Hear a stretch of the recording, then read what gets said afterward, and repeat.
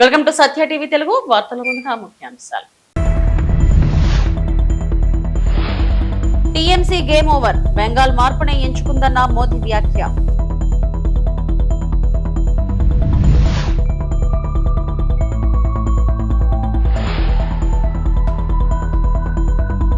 బెంగాల్కు స్థానికుడే సీఎం, అమిత్ షా స్పష్టం.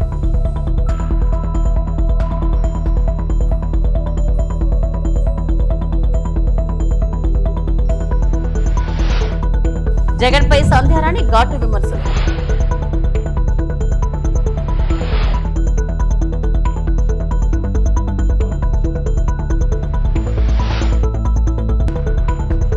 బీజేపీ కార్యాలయంలో ప్రీతిరెడ్డి చేరికపై స్పష్టత.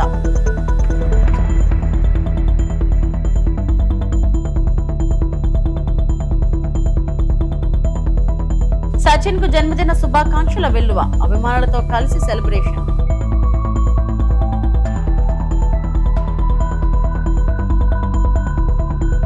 పశ్చిమ బెంగాల్లో తొలి దశ పోలింగ్ అనంతరం రాజకీయ వాతావరణం మరింత వేడెక్కింది. డమ్డమ్లో జరిగిన భారీ ప్రజాసభలో ప్రధానమంత్రి నరేంద్ర మోడీ పాల్గొన్నారు. ఈ సందర్భంగా ఆయన మాట్లాడుతూ రాష్ట్రంలో మార్పు కోసం ప్రజల్లో స్పష్టమైన సంకేతాలు కనిపిస్తున్నాయని తెలిపారు. తొలి దశ ఓటింగ్ తర్వాత ప్రజాభిప్రాయం బీజేపీకి అనుకూలంగా మారిందని, ఇది తుది ఫలితాల్లో స్పష్టంగా ప్రతిఫలాన్నిస్తుందని ధీమా వ్యక్తం చేశారు. తృణమూల్ కాంగ్రెస్ ప్రభుత్వంపై తీవ్ర విమర్శలు గుప్పించిన ప్రధాని పాలనలో వైఫల్యాలు, అవినీతి కారణంగా ప్రజలు విసిగిపోయారని ఆరోపించారు. రాష్ట్ర అభివృద్ధి కోసం మార్పు అవసరమని ఆయన పిలుపునిచ్చారు. ఇక ముందున్న దశల్లో కూడా ఇదే ఉత్సాహంతో ఓటింగ్ లో పాల్గొని మార్పునకు మద్దతు ఇవ్వాలని ప్రజలను కోరారు. साथियों, मैं सबसे पहले बंगाल के लोगों को और तमिलनाडु के लोगों को बहुत बहुत बधाई देता हूं। खास करके मैं आज बंगाल की बात करूंगा। लंबे समय से बंगाल में परिवर्तन की जो लहर दिख रही थी, कल पहले चरण के मतदान ने उस पर मोहर लगा दी है। कल बीजेपी के पक्ष में जो समर्थन दिखा है, उसने बीजेपी की विजय का शंखनाद कर दिया है। जिस बंगाल में टीएमसी ने लोकतंत्र के मंदिर को कुचल दिया था, अपनी तानाशाही से लोकतंत्र के मंदिर को खंडित कर दिया था, उस बंगाल में पहले चरण में जनता ने लोकतंत्र के मंदिर का पुनर्निर्माण कर दिया है।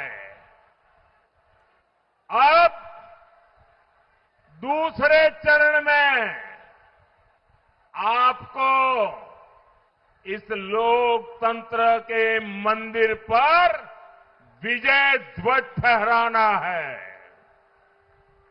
పశ్చిమ బెంగాల్ రాజకీయాల్లో కీలక వ్యాఖ్యలు చేశారు కేంద్ర హోంమంత్రి అమిత్ షా. రాష్ట్రంలో జరుగుతున్న రాజకీయ ప్రచారంపై స్పందించిన ఆయన ప్రస్తుత నాయకత్వం తప్పుడు ప్రచారం వ్యాప్తి చేస్తుందని ఆరోపించారు. వచ్చే ముఖ్యమంత్రి బెంగాలీ వ్యక్తే ఉంటారని, రాష్ట్రానికి చెందిన వారే నాయకత్వం వహిస్తారని స్పష్టం చేశారు. అంతేకాకుండా భారతీయ జనతా పార్టీకి కట్టుబడి పనిచేసే స్థానిక నేతనే ముఖ్యమంత్రిగా చూస్తామని పేర్కొన్నారు. ప్రస్తుతం రాష్ట్రంలో నాయకత్వం, స్థానికత, పాలన వంటి అంశాలు ప్రధాన చర్చగా మారిన నేపథ్యంలో అమిత్ షా వ్యాఖ్యలు ప్రాధాన్యం సంతరించుకున్నాయి.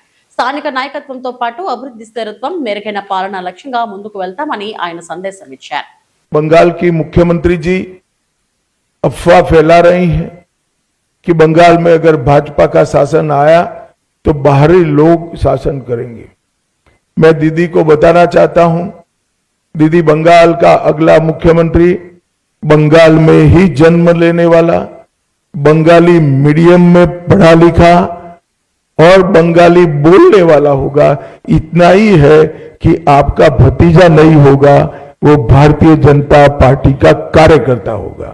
अगली सरकार बंगाल के ही भारतीय जनता पार्टी के कार्यकर्ता ने बनानी है। ఉత్తరాంధ్ర అభివృద్ధిని చూసి ఓర్వలేక వైకాపా నేతలు అబద్ధపు ప్రచారాలు చేస్తున్నారని మంత్రి సంధ్యారాణి మండిపడ్డారు. కబ్జాలు, అవినీతి దందాలతో విశాఖను సర్వనాశనం చేసిన వారు ఇప్పుడు ముసలి కన్నీరు కారుస్తున్నారని విమర్శించారు. అమ్మ అమరావతి, ఆంధ్రప్రదేశ్ అంటే ఇష్టం లేని జగన్ ను ప్రజలు పట్టించుకోవాల్సిన పని లేదన్నారు. జగన్ రాజకీయం చేయాలనుకుంటే ముందు ఇంటిని చక్కబెట్టుకోవాలని హితవు పలికారు. ఉత్తరాంధ్ర అని వైజాగ్ ని కబ్జా చేసి వైజాగ్ లో ఎవరిని బ్రతకనివ్వకుండా వాళ్ళ ఆస్తులు లాక్కొని ఓ పక్క స్టీల్ ప్లాంట్ క్లోజ్ చేయించారు, ఇంకో పక్క గుడ్డు మంత్రి గారు ఉండేవాళ్ళు. ఆయన ఏం మాట్లాడతారో ఆయనకే తెలీదు. అలా చేసి ఋషికొండను బోడికొండ చేసేసి అన్ని అక్కడ ఉన్నటువంటి వ్యాపారాలు వ్యవహారాలన్నీ కూడా సర్వనాశనం చేసేసిన మీరు ఈ రోజు ఉత్తరాంధ్ర గురించి, ఉత్తరాంధ్ర మంత్రి గురించి, ఉత్తరాంధ్ర అభివృద్ధి గురించి, మంచి చెడ్ల గురించి మీరు మాట్లాడుతున్నారంటే సిగ్గుగా అనిపించట్లేదు మీకు? ఈ రోజు ఉత్తరాంధ్ర అంటే మీకు మేము వచ్చి స్టీల్ ప్లాంట్ ఓపెన్ చేసాం. ఈరోజు మేము వచ్చిన తర్వాత ఈరోజు గూగుల్ సంస్థ అంటే ఏమనుకుంటున్నారు అసలు మీరు? అట్లాంటిది వైజాగ్ వచ్చింది గూగుల్ సంస్థ మా చంద్రబాబు నాయుడు గారి వల్ల, మా లోకేష్ బాబు గారి వల్ల ఈరోజు గూగుల్ సంస్థ వచ్చింది అని అంటే తలెత్తుకుని గర్వంగా మేము ముందుకెళ్తున్నాం. ఈరోజు అనకాపల్లిలో ఆర్సిలమెటల్ వచ్చింది అని అంటే మీ ఉత్తరాంధ్రకి అది ఎంత మంచి ఇది. ఈ రోజు వచ్చి యూనివర్సిటీలు, గిరిజన యూనివర్సిటీ పార్వతీపురం వచ్చింది అని అంటే, అలాగే కొన్ని యూనివర్సిటీలు అన్ని కూడా ఉత్తరాంధ్రలో అన్ని యూనివర్సిటీలు వస్తున్నాయి అని అంటే, ఈ రోజు ఆంధ్ర యూనివర్సిటీలో 100 రోజుల పండుగ ఎంత ధైర్యంగా చేసుకుంటున్నారు. ఆ రోజు మీరు వస్తే ఆంధ్ర యూనివర్సిటీ ఏమైపోద్దని భయపడేవాళ్ళు. ఎక్కడ మీరు పార్టీ తాలూకా మీటింగ్లు పెడతారని భయపడి వీసీలు పారిపోతుండేవాళ్ళు. ఈ రోజు మీరు మాట్లాడుతున్నారే ఉత్తరాంధ్ర అభివృద్ధి జరిగింది అని అంటే మా వల్లే జరుగుతుంది. అది మా కూటమి ప్రభుత్వం వల్లే జరుగుతుంది. ఈ రోజు మీరు ఆ ఋషికొండను కొట్టించి బోడికొండ చేసి దాని మీద ఎందుకు పనికి రాకుండా ఒక బిల్డింగ్ కట్టారు. ఈ రోజు ఆ బిల్డింగ్ చూస్తేనే భయపడుతున్నారు అందరూ. దాన్ని ఓపెన్ చేయాలంటే భయపడుతున్నారు. దీని రెంట మనం కట్టుకోగలుగుతామా, దీన్ని మనం మోయగలమా అనే భారంతో అందరూ చూస్తున్నారే. ఈ రోజు ఏదైనా ప్రతిదీ కూడా ఐటీ హబ్ అంటే విశాఖపట్నం కనిపిస్తుంది. విశాఖపట్నంలో అందరూ కూడా మంచి వాళ్ళు అని అందరికీ తెలుసు. ఆ మంచితనాన్ని మీరు చాలా దౌర్జన్యాలు చేసి వాళ్ళందరినీ భయభ్రాంతులు చేసి విశాఖపట్నాన్ని దౌర్జన్యంగా దోచుకున్నారే మీ జగన్మోహన్ రెడ్డి అనుచరులు. ఈ రోజు ఇంకా మళ్ళీ ఉత్తరాంధ్ర గురించి మొసర కన్నీళ్లు కారుస్తున్నారు కదా. ఈ రోజు మళ్ళీ చంద్రబాబు నాయుడు గారు ఈ రోజు అనకాపల్లిలో ఇంకొక శంకుస్థాపన జరుగుతుంది.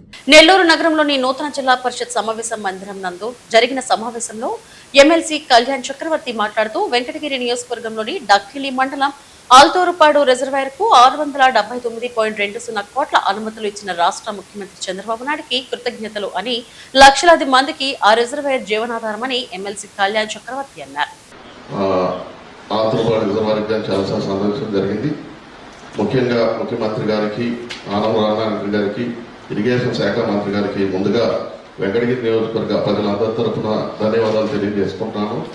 ఎందుకంటే 8 సంవత్సరాల నిరీక్షణ తర్వాత ఈరోజు 679 కోట్ల రూపాయలు అడ్మినిస్ట్రేషన్ శాంక్షన్ ఇచ్చి ఈరోజు వెంకటగిరి నియోజకవర్గమే కాదు, అలాగే తిరుమల తిరుపతికి సంబంధించి 4 టీఎంసీల నీళ్ళకి వాళ్ళు అందించేదానికి ముఖ్యంగా ఈ ప్రాజెక్ట్ పూర్తయితే 90,464 ఎకరాల సాగునీరు, 223 గ్రామాలకు తాగునీరు లభిస్తుంది. కాబట్టి మరోసారి ముఖ్యమంత్రి గారికి, అలాగే రామనారాయణ రెడ్డి గారికి, ఇరిగేషన్ శాఖ మంత్రులకు ధన్యవాదాలు తెలియజేస్తున్నాను సార్.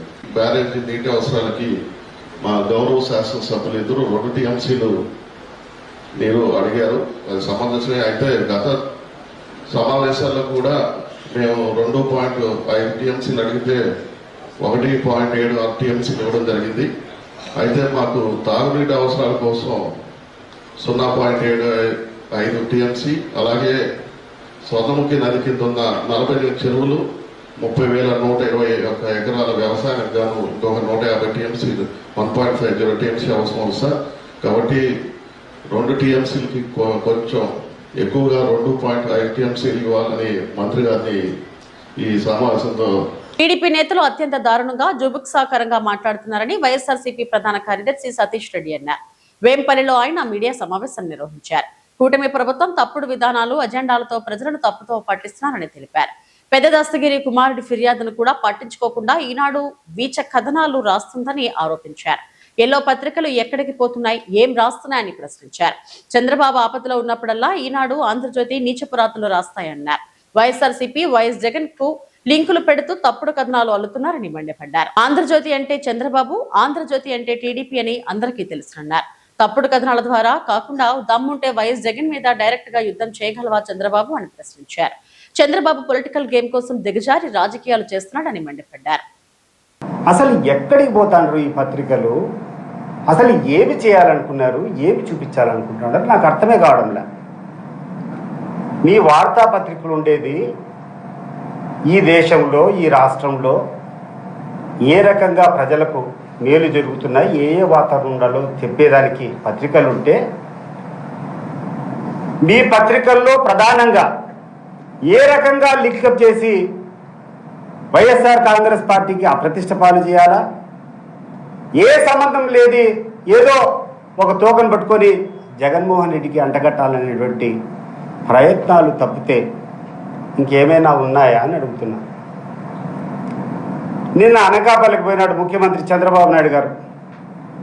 ఆడ ఏదో పబ్లిక్ కార్యక్రమం, ఏదో నువ్వు చేసేటువంటి మేలోని డెవలప్మెంట్ ఏదో మాట్లాడాల్సినటువంటి పరిస్థితులు ఉంటే అది వదిలిపెట్టి వివేకానంద రెడ్డి హత్య కేసు దగ్గర నుంచి అలిపిరిలో జరిగినటువంటి సంఘటన వరకు మాట్లాడుతూ ప్రతి ఒక్క దానికి వైఎస్ఆర్ కాంగ్రెస్ పార్టీనో జగన్మోహన్ రెడ్డో ఎవరినో లింకప్ చేసేటువంటి ప్రయత్నాలు జరుగుతూ ఉన్నాయి. సార్ చంద్రబాబు నాయుడు గారు ఎందుకు ఇంత అరాచకానికి పాల్పడుతాడో? అరాచకం కాదా ఇది? 76 సంవత్సరాలు, ఇటీవల నిన్నో మనలో చూసిన పేపర్లో 76 సంవత్సరాలు పూర్తయినాయి మీకు. ఎవరం శాశ్వతం కాదు, ఏదో ఒక రోజు పోవాల్సిందే. మామూలుగా వయసు పెరిగే కొద్దీ చాలా బాధ్యతగా వ్యవహరిస్తాం, 10 మందికి జవాబుదారీగా ఉండేదానికి ప్రయత్నం చేస్తాం. వయస్సు మీరిపోయే కొద్దీ మనం ఈ లోకాన్ని విడిచిపెడతాము. పోయినప్పటికీ ఇక్కడటువంటి పాపాలన్నింటి కూడా ప్రక్షాళన చేసుకొని వీలైనంత కాడికి ఏదైనా పొరపాటులో తక్కువ చేస్తే దాన్ని ప్రాయశ్చిత్తం చేసుకుంటూ రామకృష్ణ అని చెప్పుకొని వీలైన కాడికి సన్మార్గంలో మా ప్రయాణం చేసేదానికి ఎవరైనా ప్రయత్నం చేస్తాం. పార్వతీపురం మన్యం జిల్లా రాజకీయాల్లో మరోసారి వేడి రాజుకుంది. మాజీ ఉప ముఖ్యమంత్రి పాముల పుష్పశ్రీవాణి, కుర్తిమి మంత్రులు సంధ్యారాణి మరియు సవితపై తీవ్ర స్థాయిలో విమర్శలు గుర్తించారు. మీడియా సమావేశంలో మాట్లాడిన ఆమె జగన్మోహన్ రెడ్డిపై మంత్రులు చేస్తున్న వ్యాఖ్యలను తీవ్రంగా ఖండించారు. కూటమి ప్రభుత్వం అవినీతి అక్రమాలపై ప్రశ్నిస్తే డైవర్షన్ పాలిటిక్స్ కు తెరలేపుతున్నారని ఆరోపించారు. అమరావతి పేరుతో జరుగుతున్న దోపిడీపై ప్రశ్నిస్తే రాష్ట్రాన్ని అప్పుల ఊబిలోకి నెట్టారని అడిగితే అసలు విషయాలను పక్కన పెట్టి వ్యక్తిగత విమర్శలకు దిగుతున్నారని ఆమె మండిపడ్డారు. మంత్రులు మీడియా ముందు గట్టిగా మాట్లాడితే అబద్ధాలు నిజాలు కావని, నిజాలు అబద్ధాలు కావని స్పష్టం చేశారు. జగన్మోహన్ రెడ్డిపై చేస్తున్న ఆరోపణలు అన్ని రాజకీయ డైవర్షన్ కోసమేనని విమర్శించారు. ఇచ్చిన హామీలపై ప్రశ్నిస్తే అసలు విషయాలకు బదులుగా వ్యక్తిగత దూషణలకే పరిమితం అవుతున్నారని ఆమె అన్నారు. అలాగే వివేకానంద రెడ్డి హత్య కేసులో జగన్మోహన్ రెడ్డికి సంబంధం లేదని సుప్రీంకోర్టు సిబిఐ చెప్పిందని గుర్తు చేశారు. మంత్రి సంధ్యారాణి నియోజకవర్గంలో గిరిజన ఉద్యోగుల తొలగింపులు, కేజీబీవీ సిబ్బంది వ్యవహారం, విద్యారంగంలో అన్యాయాలపై కూడా పుష్పశ్రీవాణి ప్రశ్నలు సంధించారు. ఏకలవ్య పాఠశాలలో శిక్షణ పేరుతో కోట్ల రూపాయల అవినీతి జరిగిందని ఆరోపించారు. ఐ విల్ లెర్నింగ్ సొల్యూషన్ సంస్థ వ్యవహారంపై కూడా సందేహాలు వ్యక్తం చేశారు. ప్రభుత్వ నిర్లక్ష్యంతో గిరిజన విద్యార్థులు మృతి చెందిన ఘటనలపై కూడా మంత్రి స్పందించలేదని విమర్శించారు. రాజకీయ కక్ష సాధింపులతో అధికారాన్ని వినియోగిస్తున్నారని, ఒకరికి ఒకరులు మరొకరికి మరో రూలు అనుసరిస్తున్నారని ఆరోపించారు. సో ఇదంతా కేవలం డైవర్షన్ కోసం మాత్రమే. ఈ ఆరోపణలు తల్లి చెల్లి గొడ్డలి ఇవన్నీ ఆరోపణలు వీళ్ళకేం కొత్త కాదు. ఇవేం కొత్త ఆరోపణలు కూడా కాదు, ఇవేం కొత్త అబద్ధాలు కూడా కాదు. ఎలక్షన్ ముందు మాట్లాడారు, ఎలక్షన్ ప్రచారంలో మాట్లాడారు, మేము అధికారంలో ఉన్నప్పుడు మాట్లాడారు, జగన్మోహన్ రెడ్డి గారు ముఖ్యమంత్రిగా ఉన్నప్పుడు మాట్లాడారు, ఈ రోజు కూడా మాట్లాడుతున్నారు. మ్యాటర్ ఒకటే, అబద్ధాలు ఒకటే, ఆరోపణలు ఒకటే. అన్నిటికీ కొత్త డ్రెస్ తగిలిస్తారనమాట, తగిలించి ప్రజల ముందు పెడతారు. అంటే మీరు ఎన్ని అబద్ధాలు మాట్లాడినా, ఎన్ని అవాకులు చవాకులు మాట్లాడినా, ఎంత తప్పుడు ఆరోపణలు చేసినా అంటే ప్రజలు పిచ్చోళ్ళు అనుకుంటున్నారా? మీరు ఏది చెప్తే అది నమ్ముతారు ప్రజలను అనుకుంటున్నారా? ఈరోజు ఎలక్షన్ ముందు మీరు ఇచ్చినటువంటి హామీలు ఏమైనాయి? 2 సంవత్సరాలు అయింది మీరు అధికారంలోకి వచ్చి. ఈ 2 సంవత్సరాలు మీరు అధికారంలోకి వచ్చిన తర్వాత ఈరోజు ప్రతిపక్షంగా వైఎస్ఆర్ కాంగ్రెస్ పార్టీ తరఫున మేము ప్రశ్నిస్తే, ఫీజు రీఎంబర్స్మెంట్ ఆగిపోయిందని ప్రశ్నిస్తే తల్లి చెల్లి గొడ్డలి, ఆరోగ్యశ్రీ ఆగిపోయింది మహాప్రభు అని మేము క్వశ్చన్ చేస్తే తల్లి చెల్లి గొడ్డలి, మీరు ఇచ్చినటువంటి హామీలు ఏమయ్యాయి? ఆడబిడ్డ నీదేది అని అంటే తల్లి చెల్లి గొడ్డలి. 20 లక్షల ఉద్యోగాలు ఏమైనాయి అని అంటే తల్లి చెల్లి గొడ్డలి. ఇది తప్ప వేరేది రాదు. ఎందుకు? గతంలో చేశారు కదా ఆరోపణలు, ఎలక్షన్ ముందు చేశారు కదా, ఈ ఎలక్షన్ ముందు చెప్పారు కదా ఈ అబద్ధాలు, ఈ ఆరోపణలు.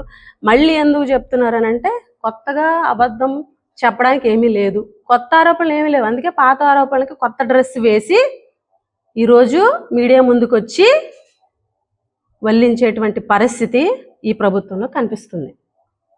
వీళ్ళు ఏమంటారంటే తల్లిని చెల్లిని గెంటేశారు, ఆస్తుల కోసం గెంటేశారు అని చెప్పేసి చెప్తున్నారు. తల్లిని చెల్లిని గెంటేశారని చెప్పేసి మీరు అంటున్నారు కదా, అసలు జగన్మోహన్ రెడ్డి గారు వాళ్ళ చెల్లికి ఇచ్చినటువంటి అంత ఆస్తి ఏ సోదరుడైనా ఏ సోదరికైనా ఇచ్చారా? మీరు చెప్పగలరా? మీ దగ్గర కేస్ స్టడీ ఉందా? ఈరోజు ఇదే చంద్రబాబు నాయుడు గారికి చెల్లెలు ఉన్నారు, వాళ్ళకి ఎంత ఆస్తులు ఇచ్చారు? హెరిటేజ్లో ఎంత వాటా ఇచ్చారు? మీరు చెప్పగలరా? మేము సభ్యత సంస్కారం పక్కన పెడితే మీకన్నా ఇదిగా మాట్లాడగలం. మాకు నోర్లు పెద్దవి ఉన్నాయి, మాట్లాడగలం. సభ్యత సంస్కారం ఒక నిమిషం పక్కన పెడితే మేము ఏదైనా మాట్లాడగలం.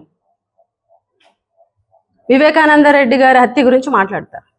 అసలు వివేకానంద రెడ్డి గారి హత్య గురించి, వివేకానంద రెడ్డి గారి హత్య జగనే చేపించారు, జగన్ గారే చంపించారు, గొడ్డలతో నరికిపించారు, మీ పార్టీకి గొడ్డలు గుర్తని పెట్టుకోండి, మీది గొడ్డల పార్టీ అని మాట్లాడుతున్నారు.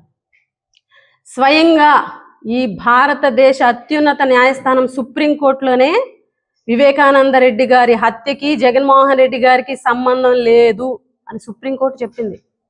ఇటీవల కన్నుమూసిన మాజీ ఆంధ్రప్రదేశ్ ముఖ్యమంత్రి నాదెండ్ల భాస్కర్ రావుకు బీఆర్ఎస్ నేతలు ఘన నివాళులు అర్పించారు.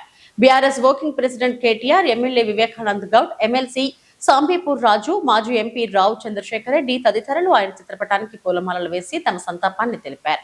అనంతరం ఆంధ్రప్రదేశ్ పౌర సరఫరాల మంత్రి నాదెండ్ల మనోహర్ ని కుటుంబ సభ్యులను పరామర్శించి వారి దుఃఖంలో భాగస్వాములయ్యారు. నాదెండ్ల భాస్కర్ రావు సేవలను గుర్తు చేసుకుంటూ ఆయన ఆత్మకు శాంతి చేకూరాలని ప్రార్థించారు.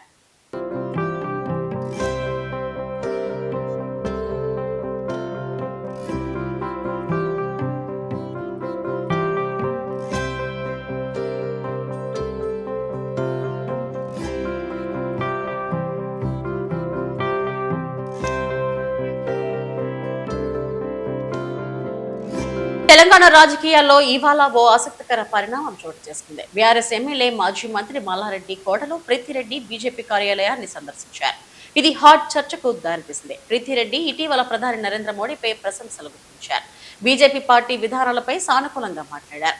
దీంతో ఆమె బీజేపీ వైపు అడుగేస్తారనే చర్చ మొదలైంది. ఈ ఊహాగానాల నడుమ శుక్రవారం నాడు ప్రీతిరెడ్డి బీజేపీ పార్టీ ఆఫీసుకు వెళ్లి సంస్థాగత ప్రధాన కార్యదర్శి చంద్రశేఖర్ తివారీని కలిశారు. అయితే ఇది మర్యాదపూర్వక భేటీనని చెబుతూ ప్రచారాలకు ప్రీతిరెడ్డి తెరదించారు. మల్లారెడ్డి యూనివర్సిటీలో ఏఏ క్యాంపస్ ఓపెనింగ్ కు ప్రధాని మోడీని ఆహ్వానించాం కాబట్టి ఆ పార్టీ నేతలను ఇప్పుడు కలుస్తున్నాం. బీజేపీనే కాదు అన్ని పార్టీల నేతలను కలిసి ఆహ్వానిస్తున్నాం. ఈ కార్యక్రమం కోసం మొన్న మంత్రి శ్రీధర్ బాబులు కూడా కలిశాం. నేను బీజేపీలో చేరడం లేదు. మల్లారెడ్డి బీఆర్ఎస్ ఎమ్మెల్యే, మాకు బీఆర్ఎస్ అంటే గౌరవం ఉంది. విద్యావేత్తగా అందరితో కలిసి ఉండడంలో తప్పేముంది? దయచేసి ఈ ప్రచారానికి ఇంతటితో ఆపండి అన్నారు ఆమె. మనము డిజిటల్ ఇండియా కోసము మనం ప్లాన్ చేసి మన పిల్లలకి మొత్తం ఏఐ నేర్పిస్తున్నాం కాబట్టి ఇట్లాంటి ఒకే ఒక్క యూనివర్సిటీ, ఇట్లాంటి యూనివర్సిటీ మొత్తం భారతదేశంలోనే చాలా తక్కువ. AI in each and every field, టెక్నాలజీనే కాదు, మెడిసిన్లో, డెంటిస్ట్రీలో, అగ్రికల్చర్లో, ఫార్మసీలో, అలైడ్ హెల్త్లో, ప్రతి ఒక్క క్షేత్రంలో మేము ఏఐ పిల్లలకి నేర్పిస్తున్నాం. సో ఇట్లాంటి ఒక డిఫరెంట్ యూనివర్సిటీ ఓన్లీ భారతదేశంలో మన మల్లారెడ్డి యూనివర్సిటీ మాత్రమే. సో దీనికి ప్రస్తావంకి, దీనికి పిలవడానికి, ఈ ఓపెనింగ్కి పిలవడానికి మేము మోదీ గారి దగ్గరికి వెళ్ళినుండే. అక్కడ వెళ్ళినప్పుడు ఇక్కడ మన స్థానిక బీజేపీ మినిస్టర్ గారు, మన కిషన్ రెడ్డి అన్న గారు, ఇంకా అక్కడికి వెళ్ళి మేము వాళ్ళని ఇన్వైట్ చేసి మనము మన క్యాంపస్కి ఓపెనింగ్కి పిలుస్తున్నాం. సో దానికి ఇక్కడ మా చంద్రశేఖర్ అన్న గారు, ఆయన మన స్టేట్ తెలంగాణ ఇన్ఛార్జ్. సో ఆయనకి మనం కనెక్ట్ కావాలి కదా, ప్రతి ఒక్కరికి మనం కనెక్ట్ కావాలి కదా. ఎందుకంటే మోదీ గారు వస్తున్నారంటే ఇక్కడికి వస్తే ప్రతి ఒక్కరు కూడా మనం అందరం కలిపి, అంటే భారతదేశం ప్రైమ్ మినిస్టర్ అయినా ఆయన మన ప్రధానమంత్రి మన రాష్ట్రానికి వస్తున్నారంటే మన హైదరాబాద్ ఏముంది, మన తెలంగాణ ఏముంది, మన స్టూడెంట్స్, మన ఎడ్యుకేషన్ సిస్టమ్ ఎంత పవర్ఫుల్గా ఉంది, అది మనం చూపించాలి కదా. దీనికి ప్రతి ఒక్కరికి ఇన్విటేషన్ ఇవ్వాలి. నేను ఇక్కడ వచ్చింది ఇన్విటేషన్ ఇవ్వడానికి. దయచేసి అట్లాంటి యాంగిల్ దీనికి తీసుకురాకండి. నేను ఏ పార్టీ కూడా జాయిన్ అవ్వట్లేదు. ఇప్పుడు కూడా మీరు చంద్రశేఖర్ జీ కూడా కలిసి కూడా నేను ఒక్కటే మాట్లాడినాను, మన భారతదేశం కోసం, ఒక నేషనల్ యూనిటీ కోసం, మన ఒక నేషన్ కోసం, మన నేషన్ ప్రైడ్ కోసం మనం పోరాడాలి, ప్యాట్రియాటిజం కోసం పోరాడాలి. మనం first nation first, self last, ఇది గుర్తుపెట్టుకోండి. అవునా, నాకు తెలీదు, నాకు మీరు చెప్తుంటే నేను నేషన్ ఫస్ట్, అది ఎందుకు బీజేపీ అయితే ప్రతి ఒక్క సిటిజన్ ఇట్లా చెప్పాలండి, ప్రతి ఒక్క సిటిజన్ ఇట్లా చెప్పాలి. It is not about any party, it is about nation first. ఎప్పటికైనా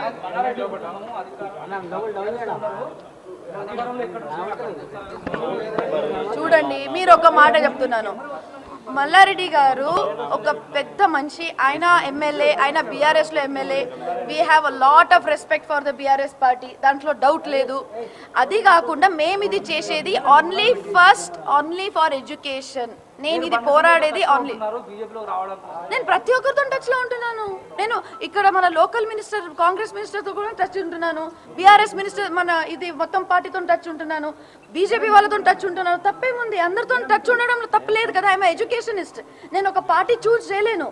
ఒక ఎడ్యుకేషన్ మాదిరిగా చూడాలంటే పార్టీ కాదు, ఇక్కడ అందరు కలిసి పనిచేయాలి. మొన్న నేను శ్రీధర్ బాబు గారి దగ్గర కూడా వెళ్ళాను, అక్కడ కూడా ఆయన కూడా నేను మొన్న ఇన్విటేషన్ ఇచ్చాను. అందరికి ఇస్తున్నాను కదా, ప్రతి ఒక్కరు కలుస్తున్నాను నేను. సో ఇది it is not a party concern సిచ్యువేషనే కాదు, ఇది ఎడ్యుకేషన్ కోసం మాత్రమే, డిజిటల్ ఇండియా కోసం మాత్రమే, స్కిల్ కోసం మాత్రమే, అంతే. దయచేసి అట్లాంటి యాంగిల్ దీనికి తీసుకురాకండి. నేను ఏ పార్టీ కూడా జాయిన్ అవ్వట్లేదు. ఇప్పుడు కూడా మీరు చంద్రశేఖర్ జీ కూడా కలిసి కూడా నేను ఒక్కటే మాట్లాడినాను, మన భారతదేశం కోసం, ఒక నేషనల్ యూనిటీ కోసం, మన ఒక నేషన్ కోసం, మన నేషన్ ప్రైడ్ కోసం మనం పోరాడాలి, ప్యాట్రియాటిజం కోసం పోరాడాలి. మనం first nation first, self last, ఇది గుర్తుపెట్టుకోండి. అవునా, నాకు తెలీదు, నాకు మీరు చెప్తుంటే నేను నేషన్ ఫస్ట్, అది ఎందుకు బీజేపీ అయితే ప్రతి ఒక్క సిటిజన్ ఇట్లా చెప్పాలండి, ప్రతి ఒక్క సిటిజన్ ఇట్లా చెప్పాలి. It is not about any party, it is about nation first. ఎప్పటికైనా తిరుపతిలో ప్లాన్ చేస్తున్నాం. ఇది మన పక్క రాష్ట్రం తెలంగాణ, తెలుగు రాష్ట్రం ఇంకోటి ఏముంది, తెలంగాణ తర్వాత ఆంధ్రప్రదేశ్. ఏం రాజస్థాన్ లో ఏం అనుకోవట్లేదు, వేరే స్టేట్ లో ఏం అనుకోవట్లేదు. అనుకున్నప్పుడు ఫస్ట్ నేను మీకు ఇన్ఫర్మేషన్ ఇస్తాను, ఫస్ట్ గుడ్ న్యూస్ అని మీకే ఇస్తాను. ఇప్పుడు ప్రోగ్రామ్ ఇంకా ఇది కాలేదు, వీఆర్ ప్లానింగ్. డేట్ ఆయననే ఇస్తానన్నారు కాబట్టి, ఆయన డేట్ ఇచ్చిన తర్వాత 100% నాకన్నా ఎక్కువ ముందే మీకే తెలుస్తుంది కాబట్టి అది ప్రాబ్లం లేదు. ఆయన వస్తున్నారంటే నేనే మీకు ఇన్విటేషన్ ఇస్తా, ప్రతి ఒక్కరికి పర్సనల్ ఇన్విటేషన్ నేనే ఇస్తాను. ఎందుకంటే అది ఒక ప్రౌడ్ మూమెంట్ ఆయన మా క్యాంపస్ లో రావడం. అది దానికి సంబంధం లేదన్నా, అసలు దానికి సంబంధమే లేదు. నేను పార్టీ లేదు, నేను ఏం యాక్టివిటీ చేసినా అట్లాంటి ఏమి యాక్టివిటీ చేయట్లేదు. నేను చేసేది ఇప్పుడు ఏదైనా పండుగ వస్తే, హనుమాన్ జయంతి వస్తే, నాకు ఒక దగ్గర పిలిస్తే నేను అక్కడ వెళ్ళి నేను హనుమాన్ జయంతి కోసం పాట పాడితే దానికి బీజేపీకి సంబంధం ఏముంది? నేను హిందూ కాదా? ఒక్క నిమిషం నేను చెప్తున్నాను, సీట్ కోసం అడగడం కాదు, క్లియర్ గా చెప్తున్నాను. మోదీ గారికి కలవడం కారణం ఆయన గెస్ట్ ఆఫ్ ఆనర్ గా, మనకి చీఫ్ గెస్ట్ గా opening invitation, opening of our digital India skill centre కోసం ఓపెన్ చేయడానికి ఆయనకు పిలుస్తున్నాం, అంతే. అమలాపురంలో కాపు యువత సాక్షి టీవీలో ప్రసారమైన కథనాలపై తీవ్ర ఆగ్రహం వ్యక్తం చేస్తూ జిల్లా ఎస్పీ రాహుల్ మీనాకు ఫిర్యాదు చేశారు. సాక్షి మీడియాలో వచ్చిన వార్తలు సత్యదూరం అని, అవి దుష్ప్రచారం కలిగించేవిగా ఉన్నాయని వారు ఆరోపించారు.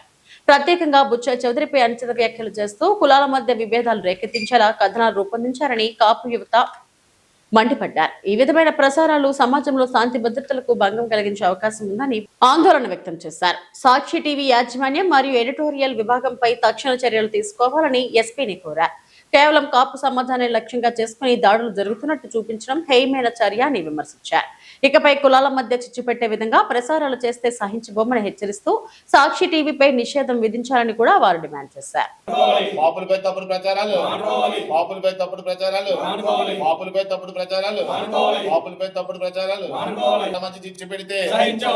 నా పేరు వెంకటేశ్వర సునీలు, ఈ కాపు యువతకు సంబంధించిన నాయకుడిని. ఈ సాక్షి మీడియా చేసి దుష్ప్రచారాలని ఖండించాలని మేము కోరుకుంటున్నాం. ఇలాంటి దుష్ప్రచారాల వల్ల మా యువకులు అందరూ చాలా ఇబ్బందులు పడాల్సి వస్తుంది. ఈ ఇబ్బందులకి ఈ యువత కానీ మా కాపుకు సంబంధించిన నాయకులు కానీ ఇలా దుష్ప్రచారాలు చేయడం వల్ల మా నాయకులందరూ ఇబ్బందులు పడాల్సి వస్తుంది. ఈ సాక్షి మీడియాని బ్యాన్ చేయాలని కోరుకుంటున్నాం. పేరు ఇందుకు ఆనంద్ అండి, నాది అమలాపురం. ఈరోజు సాక్షి మీడియాలో వచ్చిన కథనం వల్ల కులాల మధ్య విద్వేషాలు రేకొట్టడానికి ప్రయత్నిస్తున్నారు. ఇటువంటి కథనాల వల్ల కులాల మధ్య ఉన్న మంచి సాంప్రదాయాన్ని విఘ్నితం చేయడానికి ప్రయత్నిస్తున్నారు. ఇది కరెక్ట్ పద్ధతి కాదు.